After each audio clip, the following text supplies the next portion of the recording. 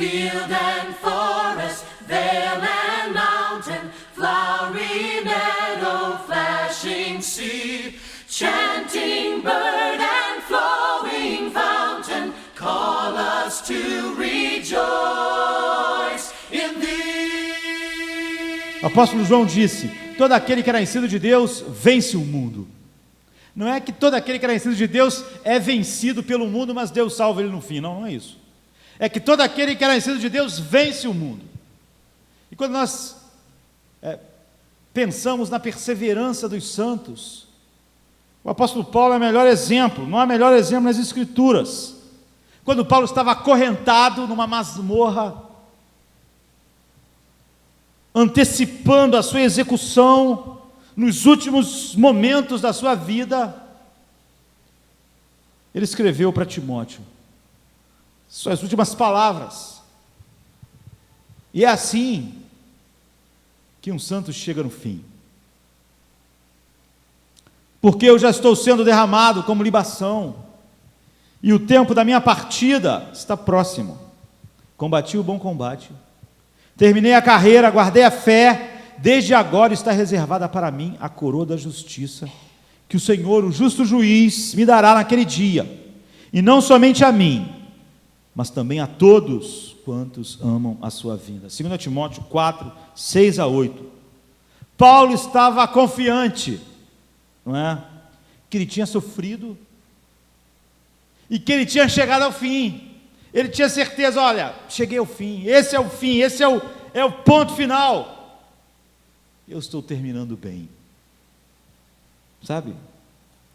Infelizmente, apenas algumas frases na frente, depois dessas, ele vai escrever um dos seus colegas de ministério, um dos seus amigos, não pessoas que não entendiam as doutrinas da graça, não pessoas que não ouviram a verdade, mas um companheiro de Paulo. Pense num companheiro de Paulo. Andou com Paulo, ouviu Paulo pregar, ouviu o seu ensinamento, e ele vai descrever, depois de ele ter falado: olha, eu combati o bom combate, eu terminei a carreira, eu guardei a fé. Ele disse: Demas amou o mundo e me abandonou, e foi para Tessalônica. 2 Timóteo 4,10. Não é terrível? Paulo acabou de dizer: eu guardei a fé, eu combati o bom combate, eu cheguei no fim. E depois ele diz: Demas amou o mundo. Amar o mundo é fatal. Quem ama o mundo não está perseverando, não tem a marca dos santos. Não, Paulo não está falando sobre o homem que não conhecia Deus. Não basta nós falar: não, nós acreditamos nas doutrinas da graça, eu criei que na doutrina da graça e agora eu estou salvo, eu sou um eleito de Deus e agora não tem mais jeito, eu sou igual ao mundo, eu amo o mundo, vivo igual ao mundo, mas eu sou eleito, eu vou chegar no céu. Essa não é a doutrina que a Bíblia ensina. A Bíblia ensina a perseverança dos santos. Uma vez que alguém de fato é um santo, a Bíblia diz, ele persevera, ele não ama o mundo. Amar o mundo é fatal. João diz: quem ama o mundo, o amor do Pai não está nele.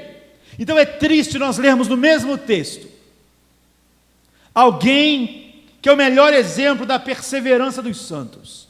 Paulo: combati o bom combate, terminei a carreira, sofri, apanhei, fiquei doente, aconteceu tragédias na minha vida, por muitas tribulações, eu estou entrando no reino de Deus. Mas eu posso dizer para você agora, Timóteo, aqui acorrentado, nesse lugar terrível, já antevendo o carrasco que vai cortar o meu pescoço, eu posso dizer: eu combati o combate, eu terminei a carreira.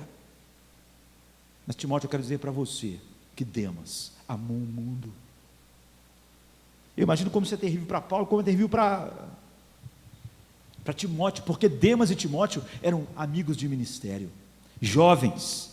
Ali estavam dois homens ministrando, conheciam a mesma verdade como nós conhecemos aqui. Não é pessoas que não conhecem a verdade, porque como nós sabemos, ninguém está sendo guiado pelo Espírito, senão é guiado na verdade. Essa coisa de que alguém está debaixo de maior engano, mesmo assim o Espírito Santo está lá, é dizer que a Bíblia é falsa.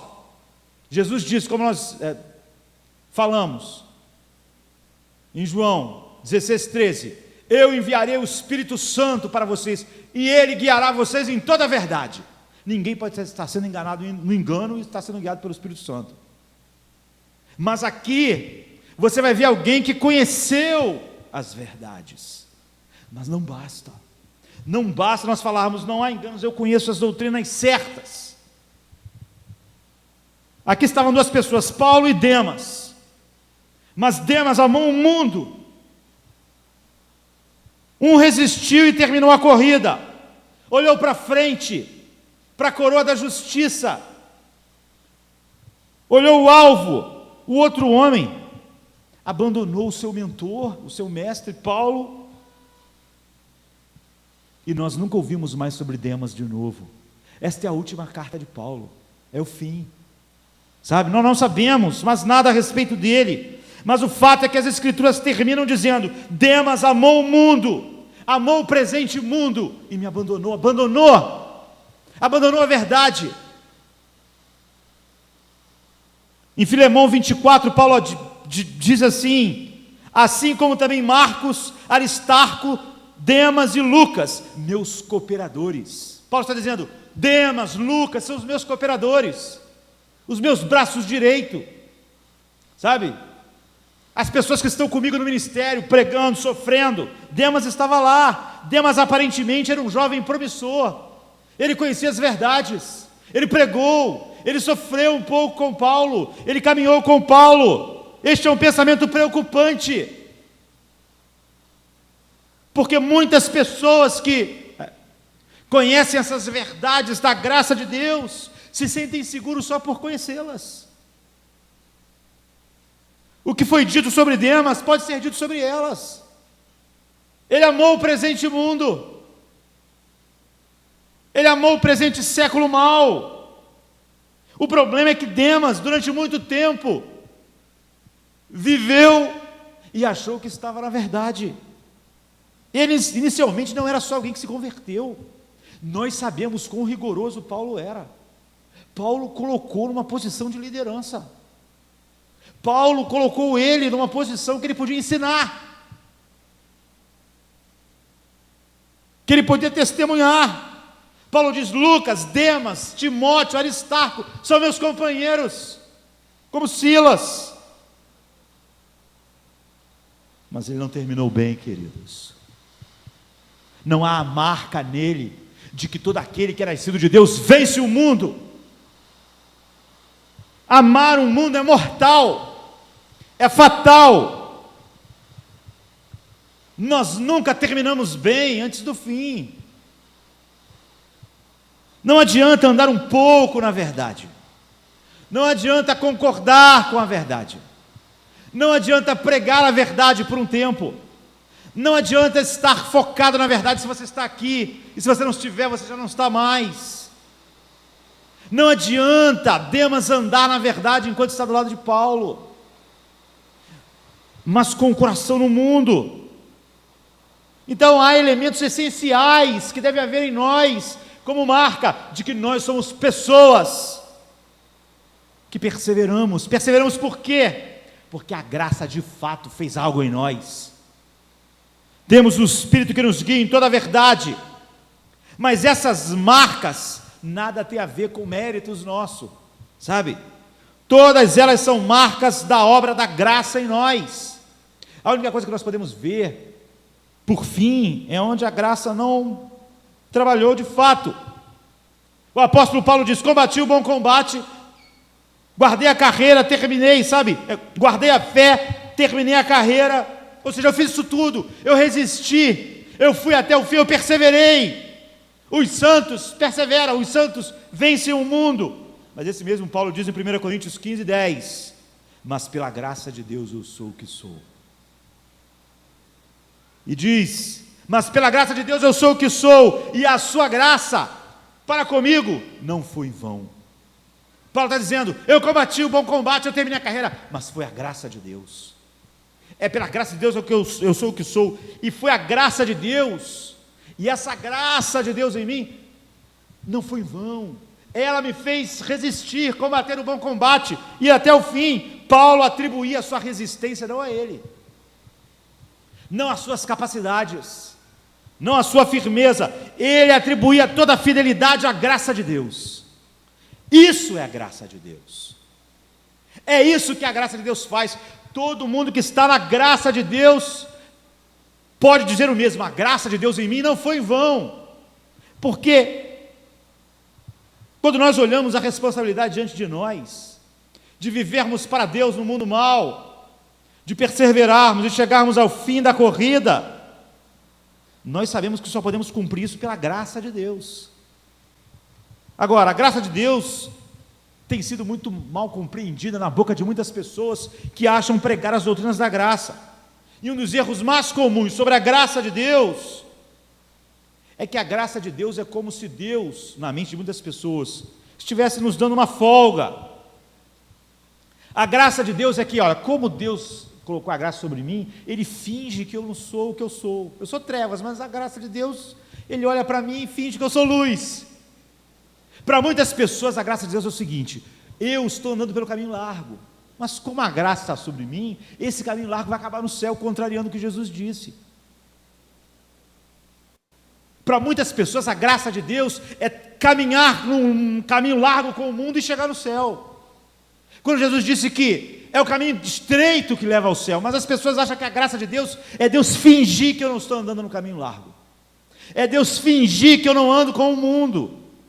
Mas isso não é a graça de Deus, não é? A graça de Deus é o que Paulo está dizendo, a graça de Deus em mim não foi em vão, ela operou em mim, ela me fez resistente, eu era fraco, mas ela operou o poder de Deus. O poder de Deus se aperfeiçoou na minha fraqueza. Onde eu devia ser esmagado, eu fui vencedor. Onde o pecado era para ter vencido, eu fui vencedor. Onde o mundo era para me ter destruído, eu venci o mundo, porque Cristo tinha dito, eu venci o mundo e vocês vencerão também. Isso é a graça de Deus. Esse é um pensamento muito longe da graça de Deus, essa ideia de que a graça de Deus é Deus fingindo que eu não ando pelo caminho largo. A graça de Deus é o poder de Deus para a salvação, é o poder, é a capacitação, é a graça de Deus. Ela vem a nós através de Cristo, como resultado da vida sem pecado de Cristo, pelos méritos de Cristo. Ela vem a mim sem nenhum mérito, ela vem a mim na minha indignidade, ela vem a mim por causa do Filho amado. Mas a graça de Deus não é só a bondade de Deus e um sentimento benevolente de não se importar com a minha vida, de olhar para mim sendo trevas e dizer, ele é luz, eu sou gracioso com esse aqui, ele é trevas igual o outro, mas esse, para mim ele é luz. Isso não é graça, isso é diabólico. Nós vemos um homem que perseverou, e no mesmo texto um homem que amou o mundo. A graça de Deus é dinâmica, a graça de Deus é a ação de Deus em nós para o nosso bem final. A graça de Deus é o Espírito Santo trabalhando em nós para nos conformar à imagem de Cristo. Não é um sentimento benevolente de Deus, a graça de Deus é um poder de Deus, é um poder invencível. É por isso que homens como João falam de maneira poderosa, que todo aquele que nasceu de Deus vence o mundo. Paulo diz, a graça de Deus em mim não foi em vão. Ele diz, pela graça de Deus eu sou o que sou.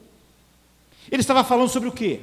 Sobre o poder do Espírito Santo atuando nele, gerando tudo que o apóstolo Paulo é para nós até hoje, em bênçãos espirituais. Tudo que Deus revelou a ele, a vida que ele viveu, sua resistência, seu amor a Cristo, seu ministério. Ele diz, tudo isso foi da graça. É a graça de Deus em mim. Pela graça de Deus eu sou o que sou. Não tem nada a ver comigo, nem com o meu mérito, nem com a minha força. E ele diz: isso é verdade para cada um daqueles que vivem pela graça. Portanto, tenhamos em mente que quando nós olhamos para as nossas responsabilidades, que a Bíblia diz que nós temos que viver, nós podemos realizar o chamado de Deus somente pela graça de Deus. John Newton, que escreveu o hino maravilhoso que nós amamos, Amazing Grace, não é? Graça maravilhosa, incrível. Numa parte do hino diz assim: a graça me trouxe seguro até aqui, e a graça vai me levar até em casa. Sabe? Ela me fez estar firme até agora, e ela vai me levar até o céu. A graça de Deus é o poder de Deus. Ela vai fazer isso. Então, há fundamentos desse operar da graça em nós. Ela não é em vão. Ela nos põe em ação. Ela cria em nós marcas que estavam na vida de Paulo, todos aqueles nas quais ela está operando, sabe? E uma dessas primeiras marcas, entre muitas, é um viver diário de comunhão com Deus. Um viver diário focado, a graça nos leva a isso. E o que é isso, queridos? O essencial para nossas vidas, essa comunhão pessoal com Deus diariamente, numa base verdadeira. Demas não acordou um dia e foi embora. Não é assim que acontece. Não. Sabe? Ele não estava ali cheio de força e acordou um dia e pensou: agora eu estou amando o mundo. Não, queridos.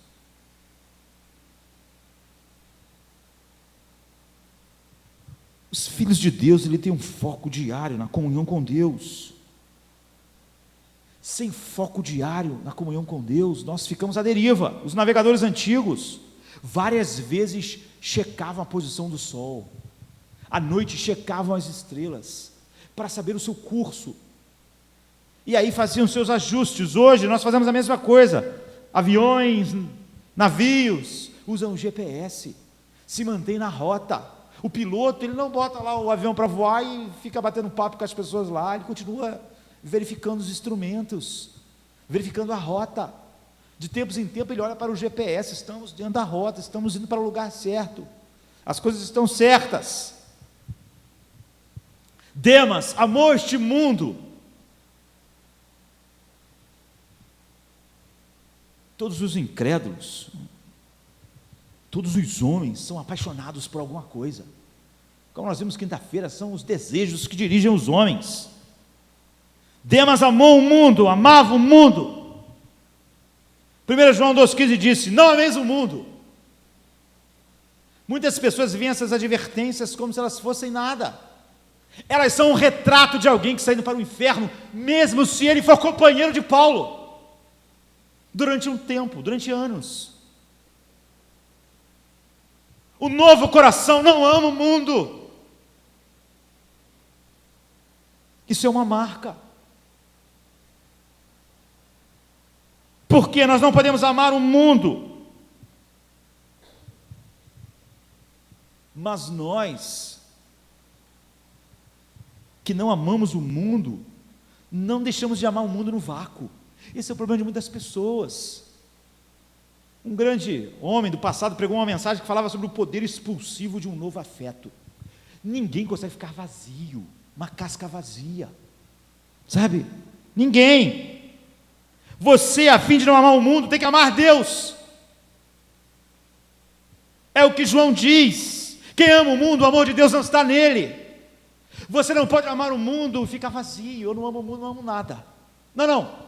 O único jeito de alguém não amar o mundo é amar Deus. E quem não ama Deus, ama o mundo. É assim. É por isso que as pessoas que amam Deus, elas têm uma comunhão diária, são focados nisso, no amor de Deus, e eles atualizam diariamente sua posição em comunhão com Deus, fazem atualizações diárias.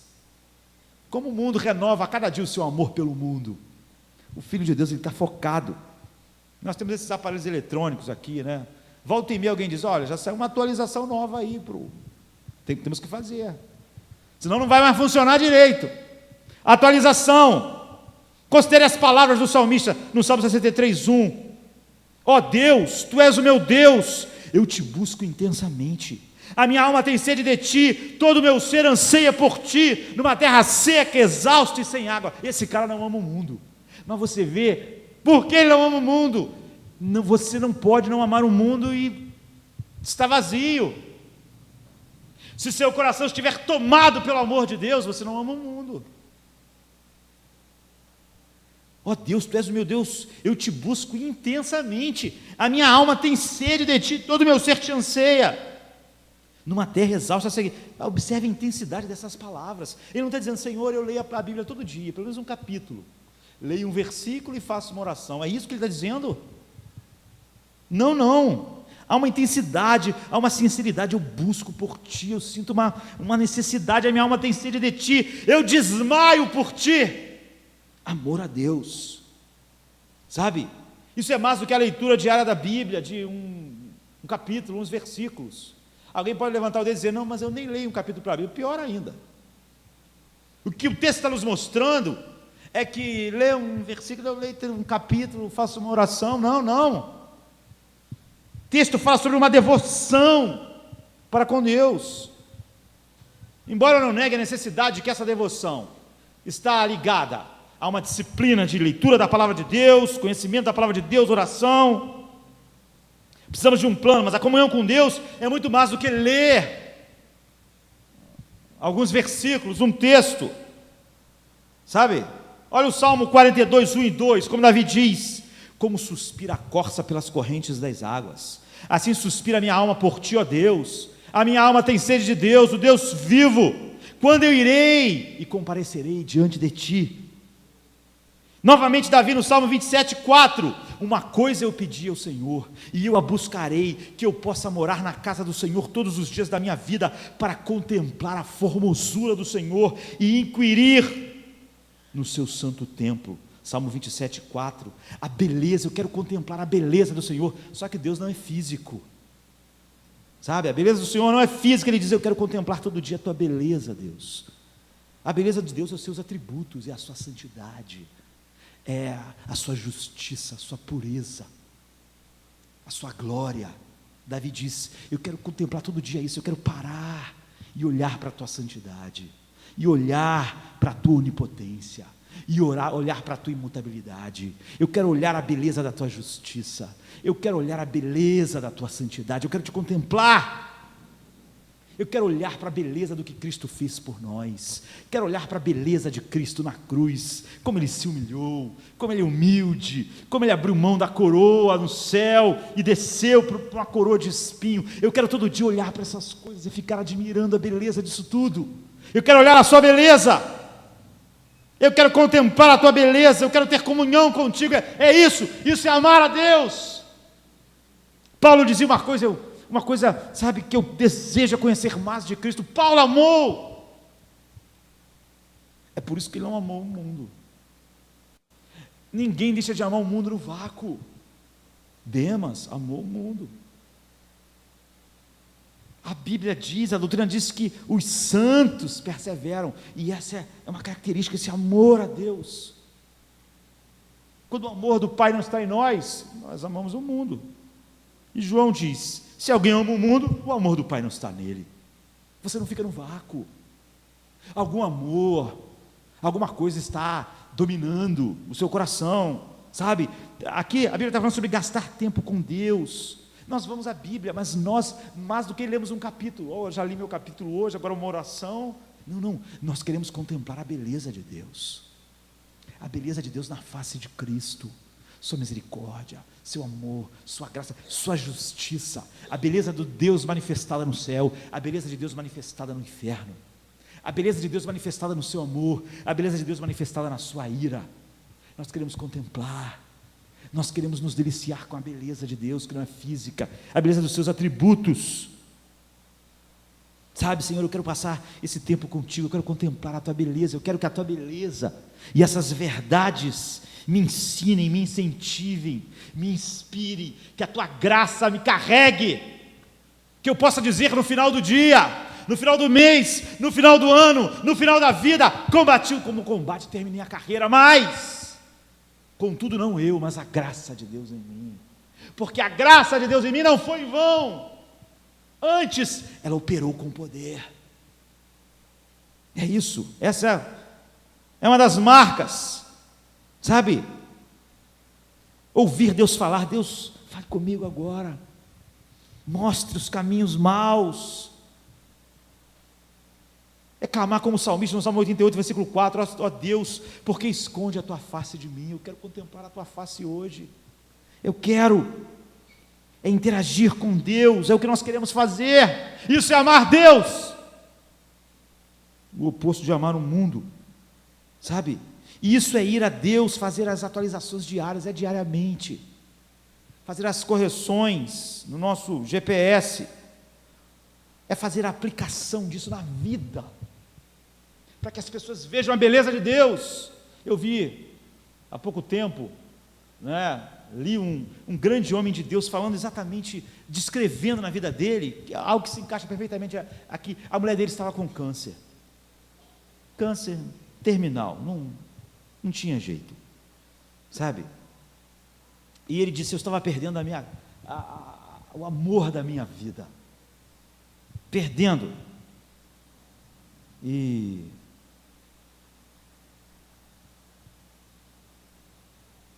eu fui lá aos pés de Deus, do meu amado Deus, estive com Ele todo esse tempo, não é? E fui à sua palavra, é assim, comunhão com Deus em sua palavra. Então ele disse que leu: preciosa para mim é a morte dos santos. E ele disse então que ele pôde pensar.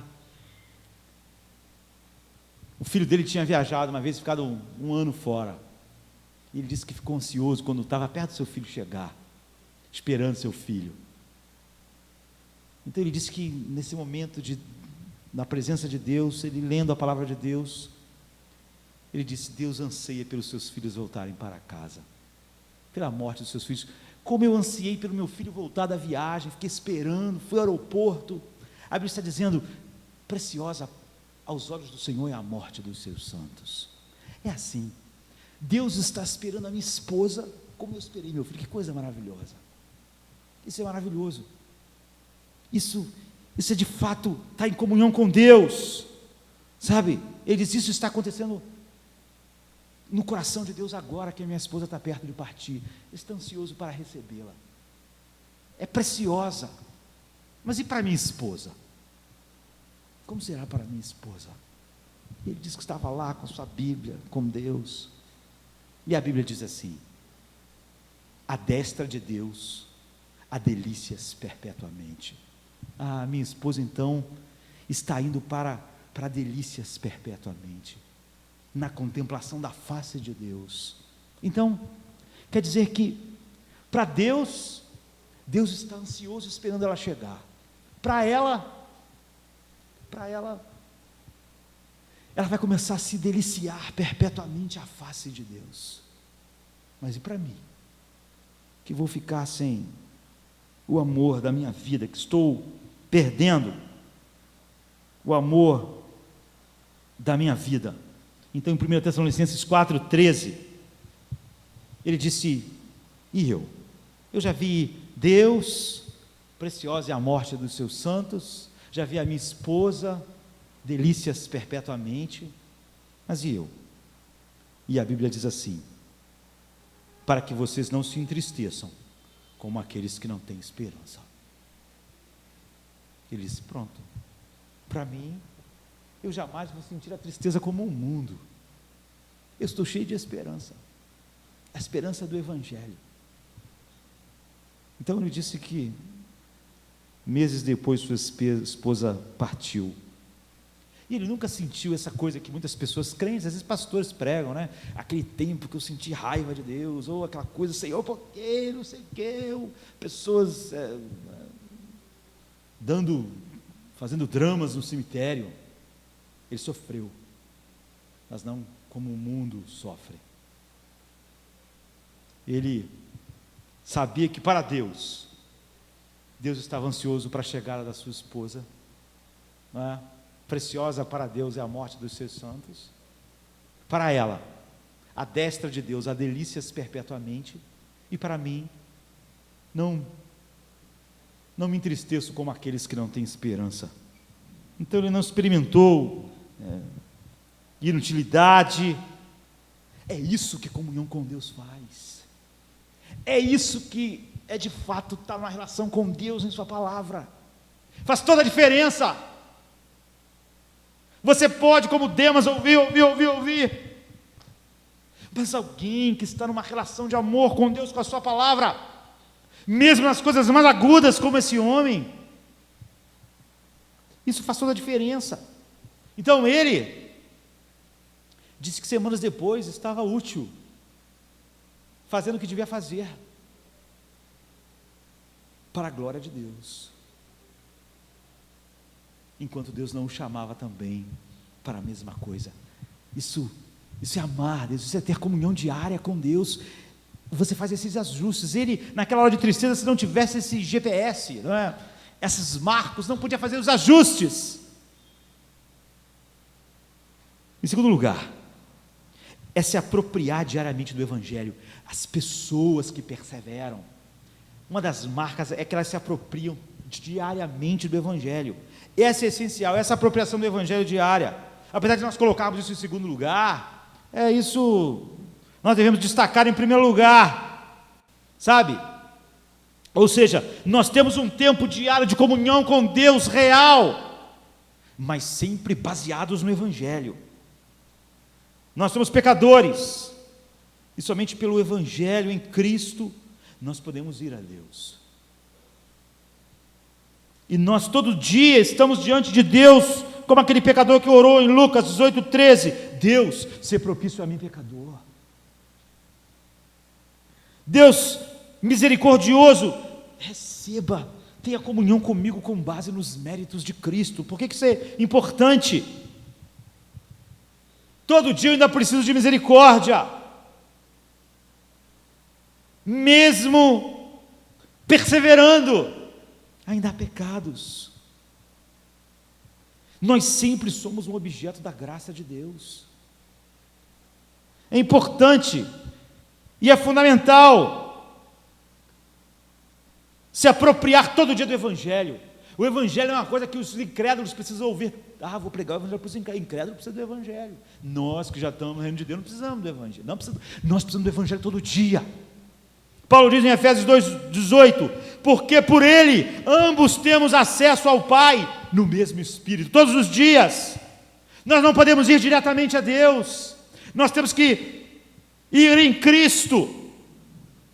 Hebreus 10:19-22 diz, tendo, pois, irmãos, ousadia para entrar no santuário, pelo sangue de Cristo, pelo novo e vivo caminho, que ele nos consagrou pelo véu, isto é, pela sua carne, e tendo um grande sacerdote sobre a casa de Deus, cheguemos-nos com verdadeiro coração, em inteira certeza de fé, tendo os corações purificados da má consciência e o corpo lavado com água limpa.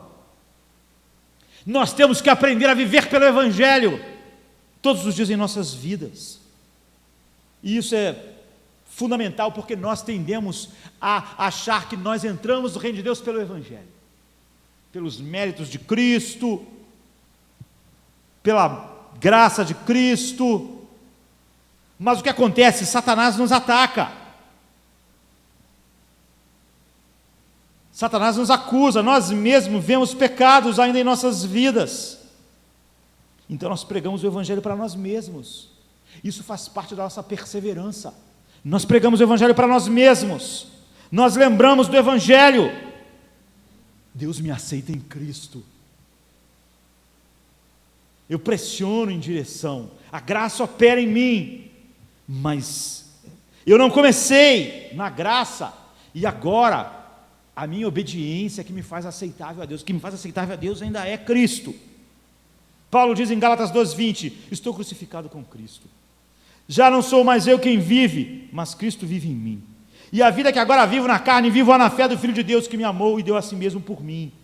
O contexto desse texto, versículo 15 a 17, Paulo está falando sobre a justificação e não sobre a santificação. Então no versículo 21 ele diz: eu não anulo a graça de Deus, porque se a justificação fosse através da lei, então Cristo morreu sem nenhum propósito. Ou seja, do 15 ao 21 ele está falando sobre a justificação. É esse o contexto que ele diz: e não mais vivo eu, mas Cristo vive em mim, e o viver que agora eu vivo pela fé. A vida que eu vivo na carne, o contexto é a justificação. O apóstolo Paulo está dizendo: eu vivo pelos méritos de Cristo. É por isso que ele dizia que sua obediência era a graça operando nele. E quando ele pecava, porque ele pregava o evangelho diariamente para si mesmo, o seu pecado, porque naqueles que são santificados e naqueles que são de fato regenerados, do coração deles foi tirado o amor ao pecado, mas o poder do pecado ainda é um poder verdadeiro. Eles amam a Deus, não amam o mundo, não amam o pecado. Isso foi tirado deles, o amor ao pecado. Mas ainda há uma guerra com o pecado, eles ainda pecam. Então eles têm que pregar para eles diariamente o quê? A justificação, sabe? A justificação foi uma coisa que aconteceu para sempre. No momento que nós cremos, nós fomos justificados. Justificados, pois, pela fé, temos paz para com Deus. Romanos 5:1. Nunca mais você é justificado, uma vez só. Mas isso não quer dizer que nós deixamos a justificação lá no passado. Nós trazemos ela todo dia, todo dia. Nós pregamos o evangelho para nós mesmos. A vida que agora eu vivo na fé, na carne, eu vivo pela fé no que Cristo fez. Eu vivo pela fé no Filho de Deus que me amou e se entregou por mim.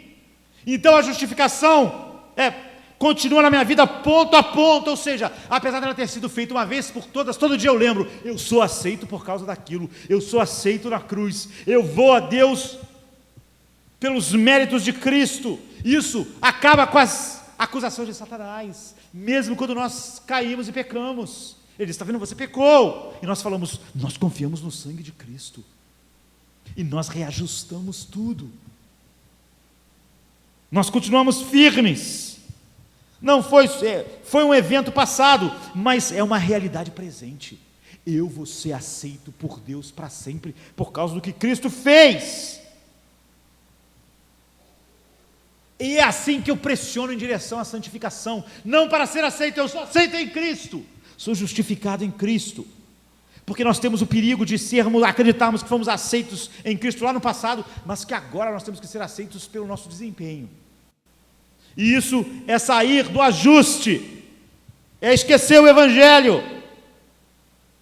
Quando eu tenho pensamentos que desagradam a Deus, em vez de me levar ao desespero, eles devem me levar à cruz.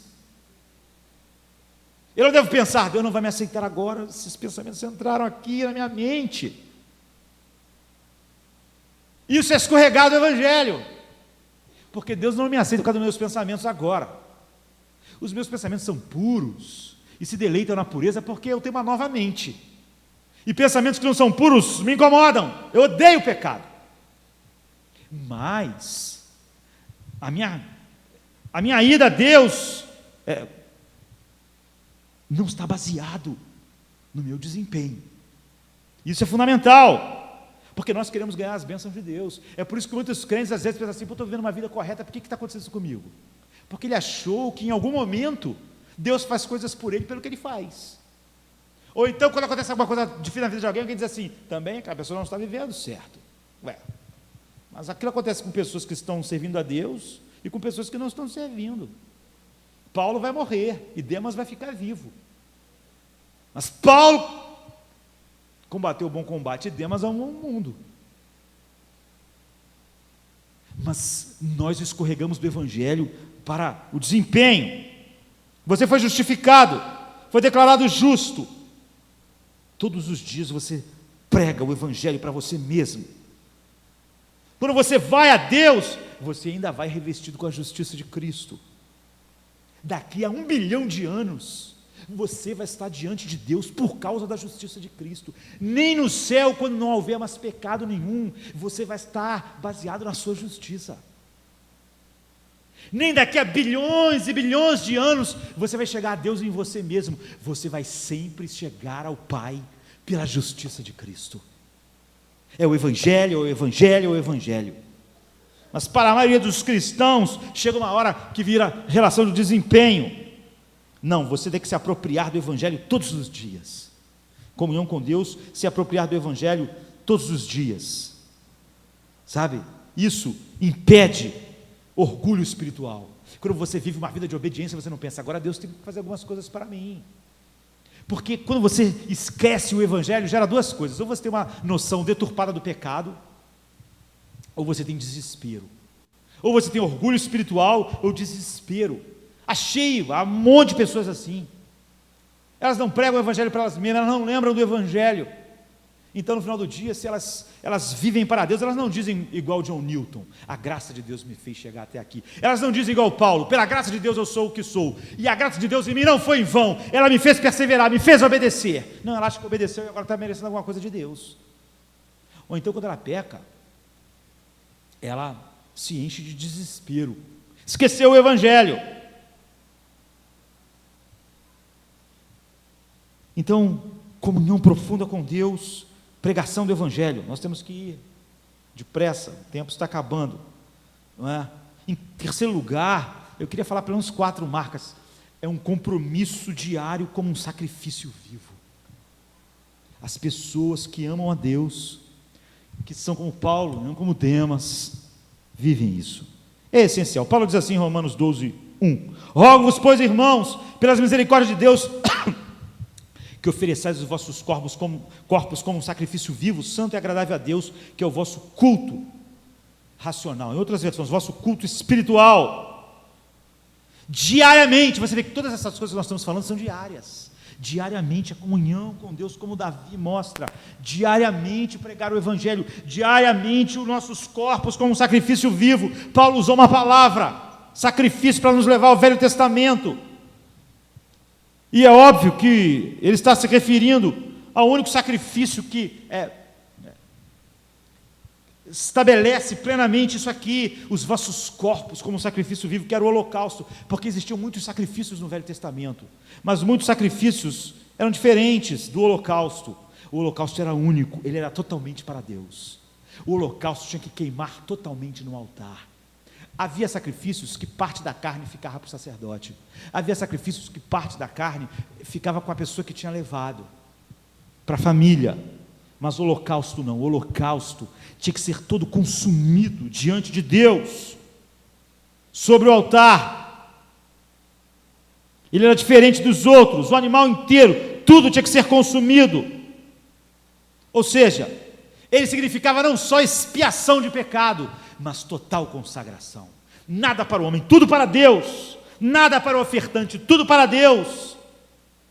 E além disso, os sacerdotes que ficavam de plantão, como está em Levítico 6, 18 a 13, eles tinham que oferecer o holocausto 2 vezes por dia. Quando o holocausto estava todo consumido, tinha que então fazer outro holocausto. Por quê? Porque o fogo teria que arder continuamente no altar. A consagração, a expiação e a consagração tinha que ser constante. Outras palavras, sempre havia um holocausto queimando no altar, sempre, porque ele simbolizava expiação e consagração total, holocausto contínuo. O holocausto foi chamado de holocausto contínuo a Deus, contínuo. Assim são os termos descritivos de Paulo. Consagrar todo o nosso ser a Deus, todo o nosso ser. Como? Todos os dias. Apresentei os vossos corpos como holocausto contínuo a Deus, tudo dedicado a Deus, como está em Levítico 6,13, Hebreus 10,1, sabe?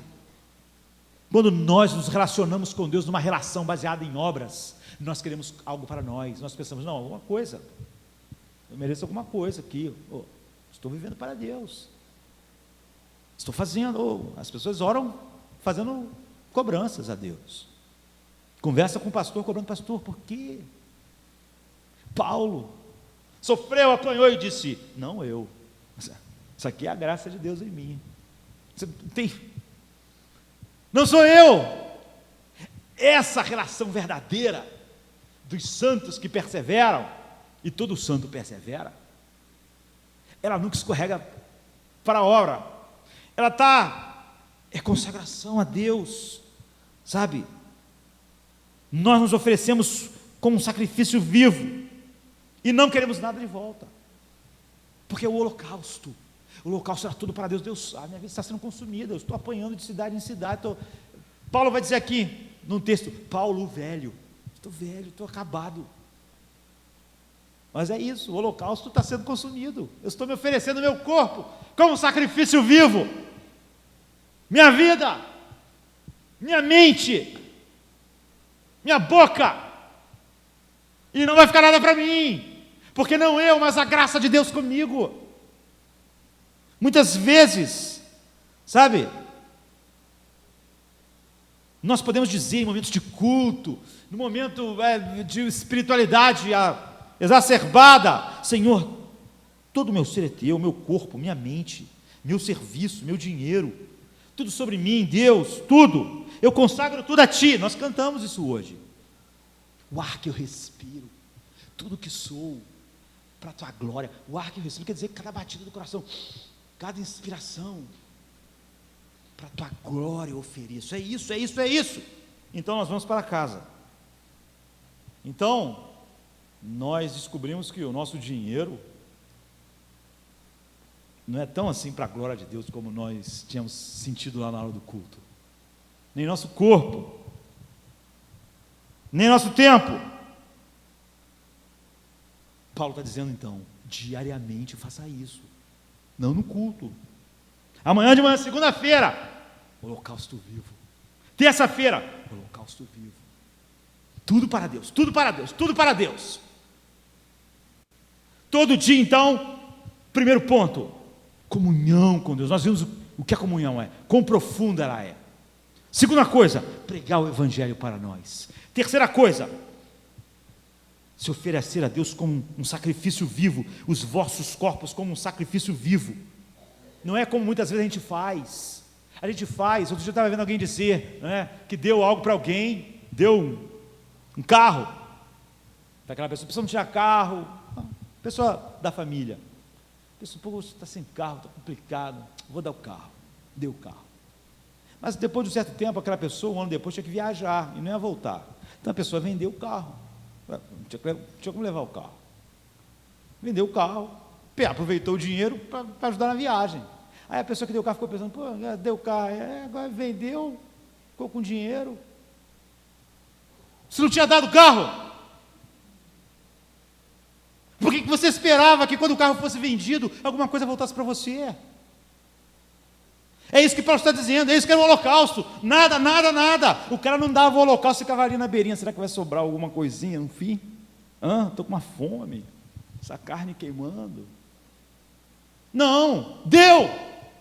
Oferecei os vossos corpos como um sacrifício vivo. É assim. Um sacrifício vivo para tu usar como tu quiseres, Deus. Minha vida, meu dinheiro, minha família, meu casamento, meu tempo, use para a tua glória, use para a tua glória. Faça isso a cada manhã, é o que Paulo diz, a cada manhã. É por isso que Paulo dizia, o meu homem exterior está se corrompendo. Estou ficando velho, estou com úlcera no estômago, problema na coluna, estou sentindo que a coisa está ficando ruim. Mas o meu homem interior se renova a cada manhã. Por quê? Todas as manhãs eu me ofereço como um sacrifício vivo a Deus. Todas as manhãs eu estou em comunhão com Deus. Todas as manhãs eu prego o evangelho para mim. A cada manhã eu ofereço o meu corpo como um sacrifício vivo. Então Paulo diz em 1 Coríntios 6, 19 e 20: ou não sabeis que o vosso corpo é o templo do Espírito Santo, que habita em vós, proveniente de Deus, e que vocês não são de vocês mesmos, porque vocês foram comprados por bom preço. Então glorifiquem a Deus em vossos corpos e nos vossos espíritos, os quais pertencem a Deus e não a vocês. Não são teus, vocês foram comprados, e por um preço, um bom preço. Glorifiquem a Deus, ofereçam seus corpos todas as manhãs Tragam isso de volta à vida de vocês. É assim que se persevera. Você vê a perseverança dos santos, não é algo que acontece no vácuo. Um homem, quando não está, só pode não amar o mundo se ele está amando Deus. Minha alma anseia por ti. Eu quero ver a tua beleza, a beleza dos teus atributos diariamente. Ele ama Deus, então ele sai para o mundo, e o mundo é horrível. Ele olha para o mundo e fala igual Paulo, o presente mundo mau. Ele não acha o mundo lindo. E aí ele prega o evangelho para ele mesmo. É a graça de Deus que faz eu ser o que eu sou. Eu sou aceito em Cristo. E tudo que eu faço, até a minha obediência, é a graça de Deus. Não gera nenhum mérito, é o Espírito de Deus em mim.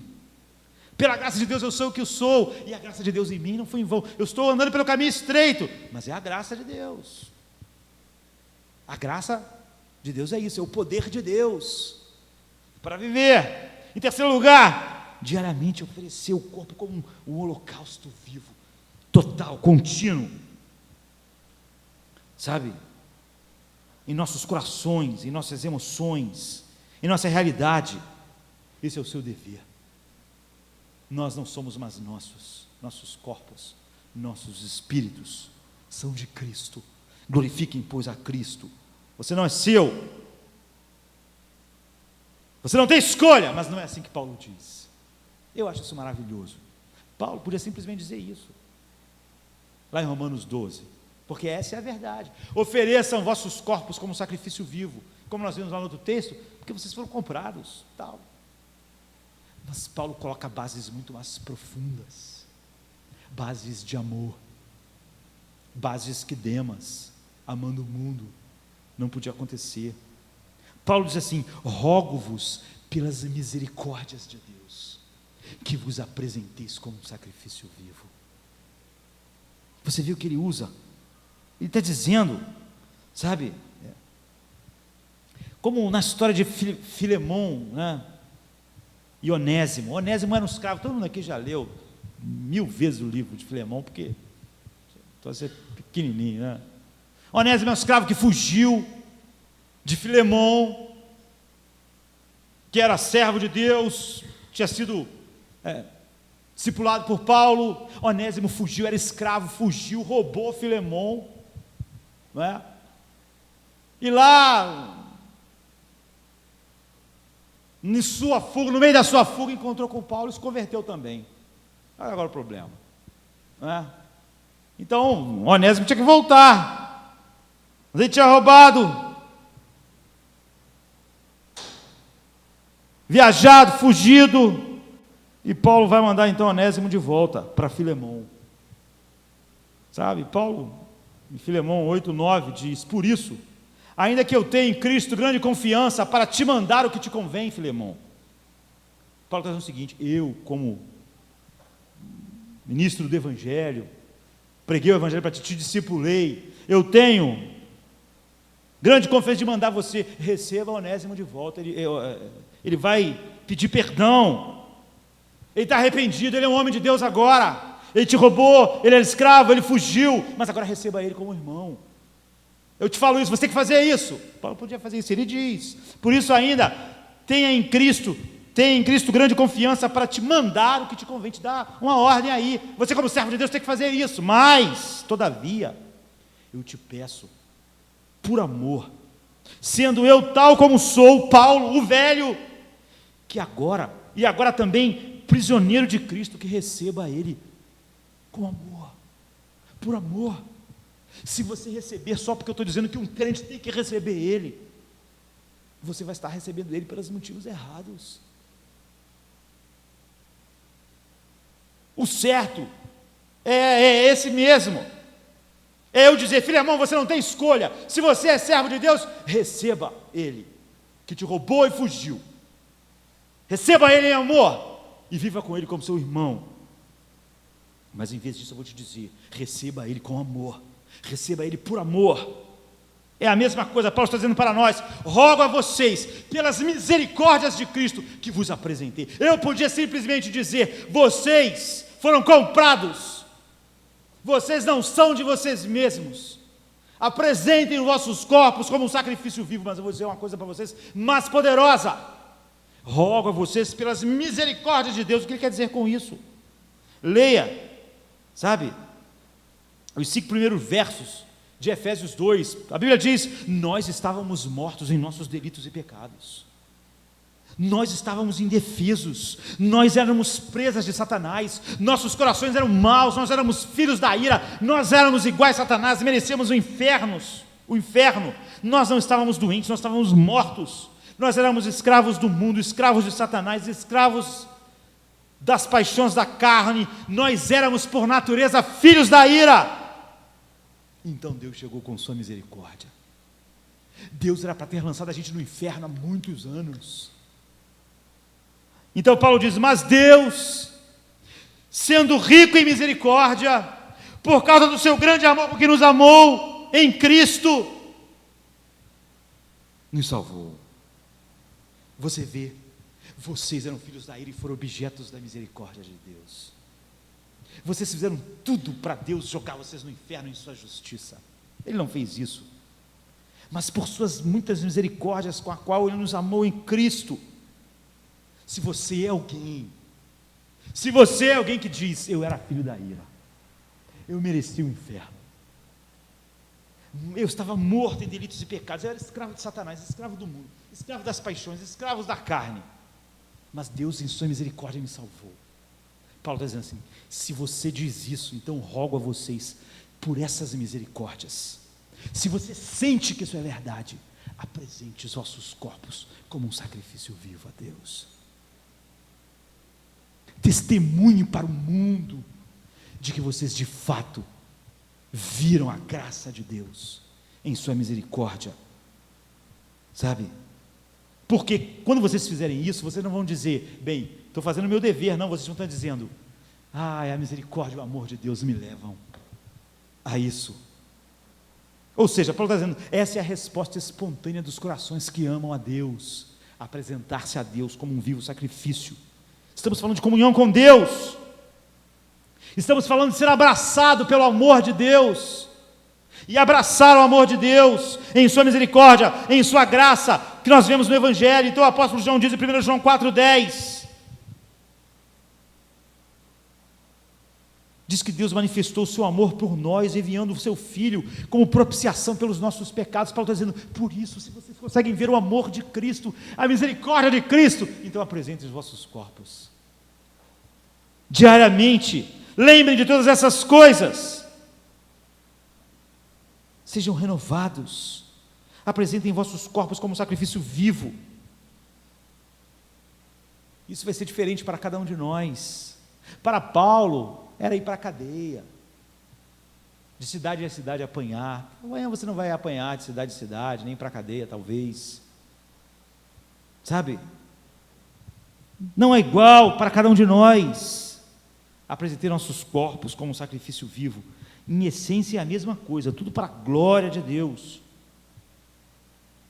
Mas às vezes é reduzir o nosso padrão de vida, às vezes é.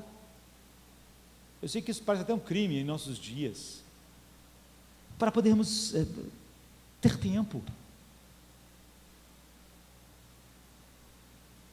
Às vezes, como eu vi um garoto cheio de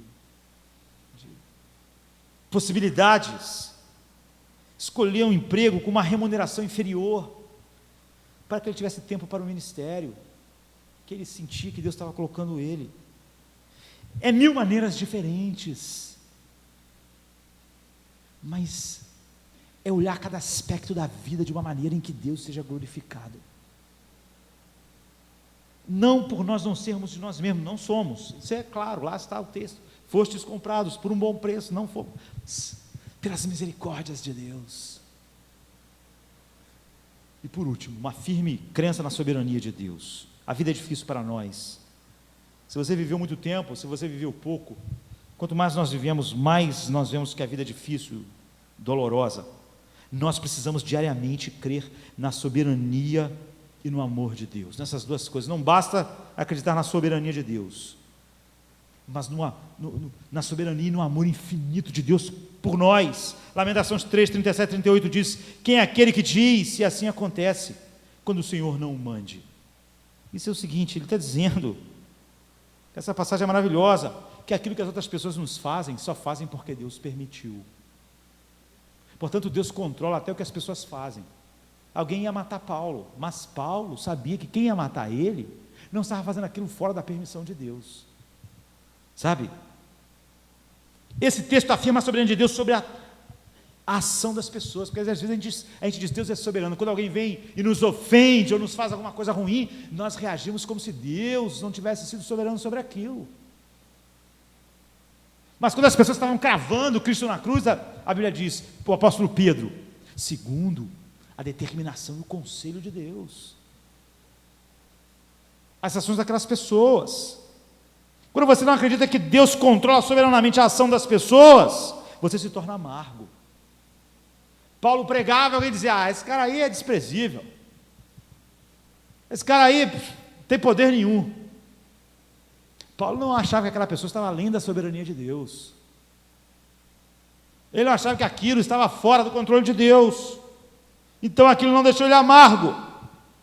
Então ele resiste. Uma das coisas que faz os santos perseverarem é porque diariamente eles acreditam na soberania de Deus e no amor de Deus. Mesmo no controle daquilo que as pessoas fazem. Então as pessoas batiam em Paulo, botavam ele na cadeia. Mas ele sabia, Deus é soberano sobre isso. Mas não só isso. É o amor de Deus. José disse assim aos seus irmãos, em Gênesis 45:8, não foi vocês que me enviaram para cá. Lógico que foi, alguém podia dizer, como não foi? Foi os caras pegaram você, jogaram no poço, depois resolveram vender vocês, foi eles. Ele disse, não foi. Foi Deus. Deus é soberano, mesmo sobre a ação malvada de vocês. Sabe? Vocês quiseram fazer o mal contra mim, mas Deus tornou isso em bem. Deus estava por trás de tudo, Deus estava controlando tudo. Então, José não ficou amargo. Minha família, como é que essas pessoas me tratam assim? Não pode, como essas pessoas fizeram isso? Não. Homens assim conseguem ver Deus. Deus é soberano não só sobre o furacão, a doença, Ele é soberano sobre o que as pessoas fazem. Então a decepção com as pessoas não fez o ministério de Paulo fracassar. O fracasso de muitas pessoas em Corinto não fez ele pensar, não vale a pena, eu apanho, prego, os caras não conseguem entender. Então, Jeremias continua, porventura da boca do Altíssimo não sai tanto mal quanto bem? Sim, a soberania de Deus. Só que, você tem que criar a soberania de Deus e no amor infinito de Deus, porque não adianta saber, não é Deus que está permitindo esse cara fazer isso, e ficar, chateado.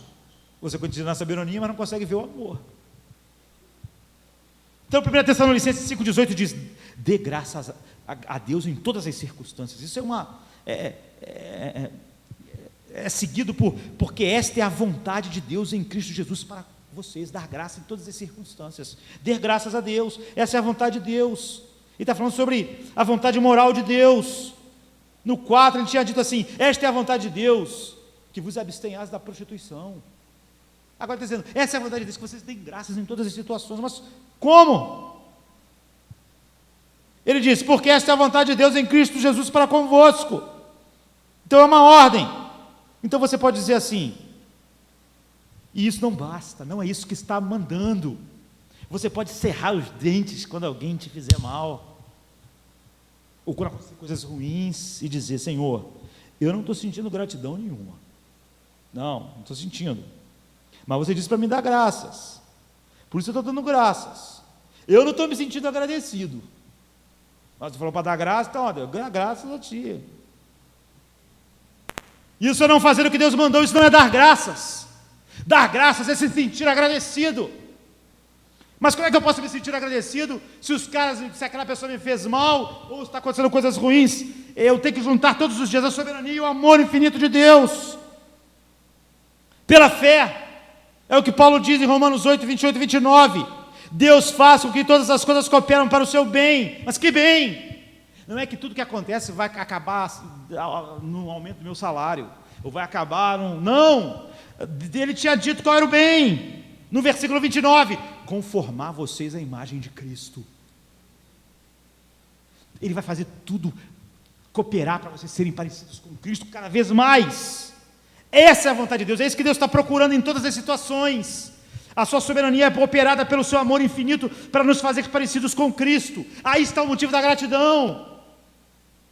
Você não diz, ó Deus, eu não estou sentindo gratidão, mas tu falou para me agradecer, eu estou agradecendo. Não, pela fé, na verdade você diz, eu sei que isso vai fazer mais eu parecido com Cristo. Isso me dá uma alegria, me parecer com Cristo, então eu estou agradecido. Eu estou agradecido porque isso vai me fazer mais parecido com Cristo. Eu estou agradecido porque eu sei que seu amor infinito, isso aí é para me fazer mais parecido com Ele. Então meu coração, quando eu penso que eu vou ser mais parecido com Cristo, meu coração se enche de gratidão. Você vê a diferença? Não é cerrar o dente e dizer, eu não estou agradecido, porque essa coisa ruim está acontecendo, mas eu vou dar graças. Não. É focar na verdade. Isso vai me fazer parecido com Cristo. Ah, Deus, obrigado, eu quero ser parecido com Cristo. Obrigado por tu levar isso adiante. Você pode dizer, Senhor, eu não sei a finalidade específica dessa dificuldade, dessa dor, mas tu disse que isso ia ser usado para me parecer mais com Cristo. Isso me alegra, isso me faz feliz, porque tudo que eu quero é ser parecido com Cristo. Então obrigado, Deus. Então Paulo diz, eu me gloriarei nas minhas fraquezas. Eu não vou cerrar o dente e aceitar. Esse é o homem que persevera, sabe? E acabou o nosso tempo. O homem que persevera, você vê a perseverança dos santos, a graça de Deus em mim não foi em vão. Não é caminhar pelo caminho largo e chegar no céu, querido. Isso não é graça. A graça de Deus em mim, não eu, mas a graça de Deus em mim, a graça de Deus em mim não foi em vão. Deus vai operar essas coisas dessa forma. É assim que nós perseveramos até o fim. É assim que os santos perseveram, um tempo diário de foco em comunhão com Deus, uma apropriação diária do Evangelho. Em terceiro lugar, uma apresentação diária como um sacrifício vivo a Deus, e uma firme crença, não só na soberania de Deus, mas no seu amor infinito, que vai usar tudo para nos conformar à imagem de Cristo, nos dando condição de ser gratos em todas as situações. Então a perseverança é uma palavra que às vezes parece só resistência, não é? Nós igualamos os dois, mas há uma diferença sutil, não é? Resistir firme na fé, ou seja, vem doutrinas falsas e eu resisto, vem coisas difíceis e eu resisto, mas o que Paulo está dizendo é mais do que isso. Paulo está falando sobre a perseverança que avança. Eu terminei a corrida, ele diz, 2 Timóteo 4. A perseverança dos santos não é uma coisa parada, não é que tu é uma rocha, vem o que vier, eu estou aqui perseverante. Não. É algo que avança diariamente. Significa continuar apesar dos obstáculos, continuar apesar do mundo, apesar da carne, apesar do Satanás, apesar de tudo, porque aquele que é nascido de Deus vence. Mas lembre-se, sabe, quando você chega no fim, os santos que perseveram, e todos os santos, todos os que nasceram de novo, vencem o mundo, podem dizer, combati o bom combate, terminei a carreira e guardei a fé. Você sempre vai dizer como Paulo, mas pela graça de Deus, eu sou o que sou, sabe? E a sua graça em mim não foi em vão, foi ela. Ela me fez vencer todos os obstáculos, andar pelo caminho estreito, e como diz John Newton no seu hino, a graça me trouxe seguro até aqui, e a graça há de me levar até em casa. É assim que os santos perseveram. Mas você vê que crer só em verdades, poder ensiná-las, não é. Demas, no mesmo texto que Paulo diz, cheguei ao fim. Demas amou o mundo. Amar o mundo é fatal, porque quando nós amamos o mundo, o amor do Pai não está em nós. Demas amou o presente século. Os santos perseveram porque eles não amam o mundo, mas não se deixa de amar o mundo no vácuo. Eles amam a Deus. All thy works with joy surround thee. Earth and heaven reflect thy rays. Stars and angels sing around thee. Center of unbroken praise. Field and forest, vale and mountain, flowery meadow, flashing sea, chanting bird and flowing fountain, call us to